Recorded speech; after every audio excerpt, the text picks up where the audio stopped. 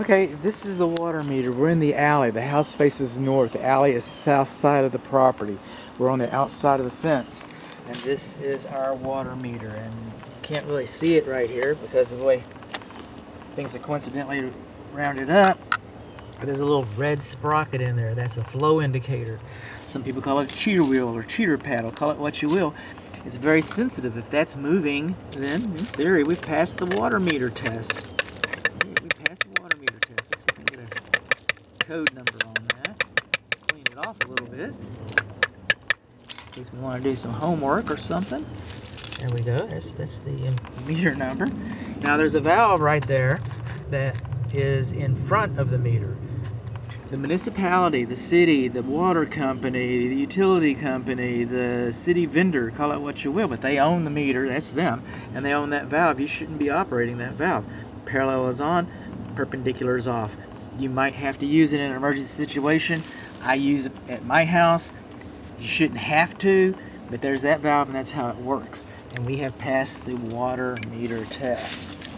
Now we're going to come over here a little bit, kind of pick up as we go.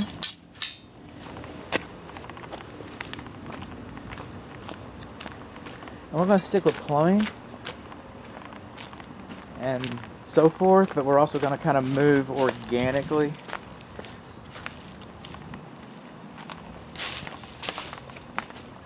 I spoke with the chair of the Texas Real Estate Commission Inspectors Advisory Committee, and he told me that I could do it this way, so I'm going with him. This is our gas meter coming into the house. Okay, and got the little door right there, but they're electronic now, I believe. This one might not be. This is the main gas to the meter, house property. See how it's parallel? It means it's on. Okay, we've got another gas. The gas enters the house here and here, and we've got similar valves for the outbuilding and for the main structure.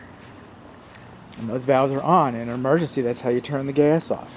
Are we going to jump back to water? Not yet. We're going to do lawn sprinkler for a minute. Okay, this is the check valve for the lawn sprinkler system. Okay, it looks like a double valve, but I can't tell because it's buried. The bottom of those valves could have been gutted for all I know. We've got isolation valves right there and right there. See, they're on. Parallel is on, perpendicular is off. You can also see that they're rusty. If you turn those valves, they'll probably break off in your hand. This box should have been excavated so that you can get your hands around the valve, and I could see whether it was even a valve there, and lined with gravel so that it doesn't backfill through like it has. Also, which wasn't required when this system was installed, likely, but let's see if I can get the plate to look good.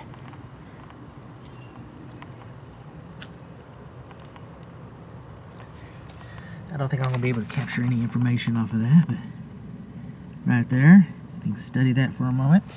But when this home was built, it should have had it wasn't required, but if this home was built this morning and the lawn sprinkler system was installed today, you would have a main water shutoff valve to the lawn sprinkler system, and you don't. Now over here, Mr. Efficient, this is the weather sensor for the lawn sprinkler system. You're supposed to have that.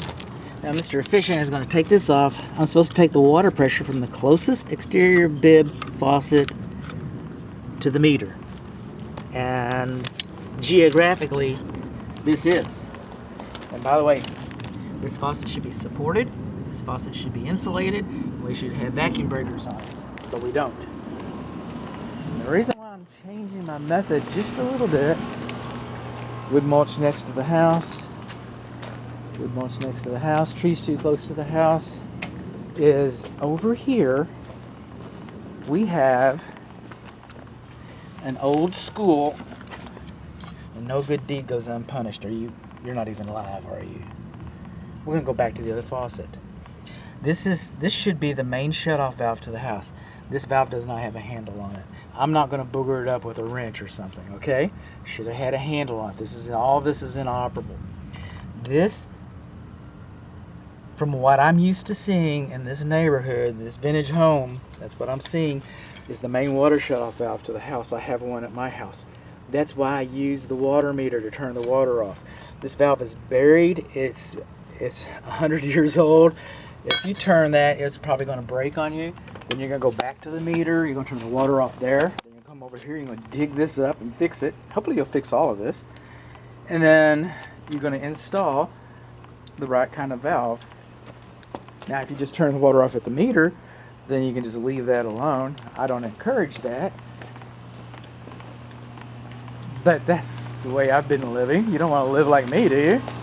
Okay, let's go back over here. So geographically, we're the closest exterior bib faucet to the meter. Come over here. Let's see, I tried to do it right.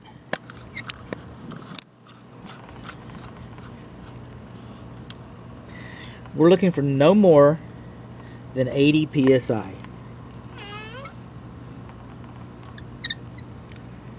We got about 55 psi. And we're going to turn this dial down and mark it.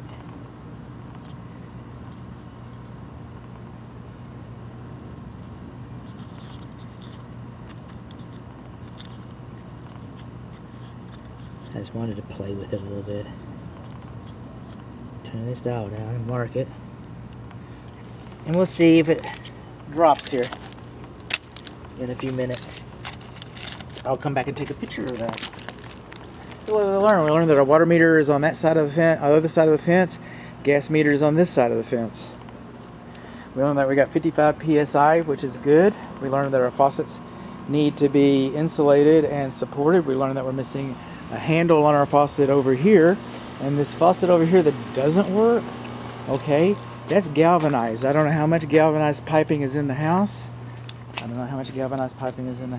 So that's what we learned about the water system. We learned that this sprinkler head is closer than 5 inches to the wall. The sprinkler head shouldn't be so close. We learned that we do not have a main water shutoff valve for our lawn sprinkler system, and that the handles are rusty and the box needs to be excavated. The isolation handles are rusty, do not have a main water shutoff valve, and the box needs to be excavated and lined.